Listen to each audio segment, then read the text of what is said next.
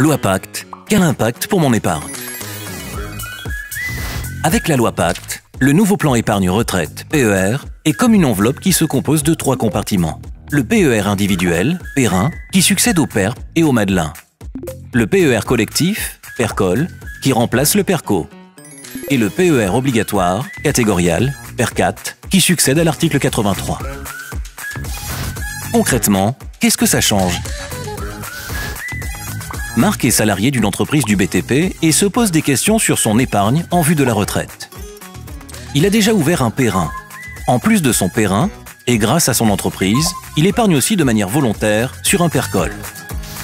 Marc change d'employeur. Il se demande ce que va devenir son épargne puisque sa situation professionnelle change. Pour le PER1, rien ne change. Il garde son épargne individuelle, quelle que soit sa situation professionnelle. En revanche, il ne pourra plus alimenter le PERCOL de son entreprise précédente. Il peut décider de transférer facilement son PERCOL pour n'avoir qu'un seul contrat. Marc crée son entreprise et se met à son compte. Mais en tant que travailleur non salarié, il ne pourra plus verser sur son PERCOL. Il peut le transférer sur son PER1 et bénéficier d'avantages fiscaux. Marc vend son entreprise et redevient salarié. Il peut mettre le produit de cette vente dans son PER1. Sa nouvelle entreprise dispose d'un PERCOL dans lequel il peut à nouveau verser volontairement. Elle a aussi mis en place un PER4.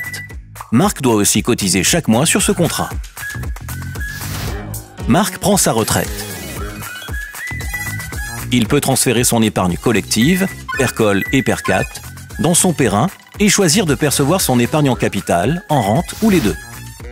Il peut aussi demander la liquidation de ses différents contrats sous forme de rente pour le PER4 et en rente ou en capital pour le PERCOL. Avec le nouveau PER, l'épargne est donc intégralement transférable d'un compartiment à un autre pour s'adapter au mieux au parcours professionnel des assurés.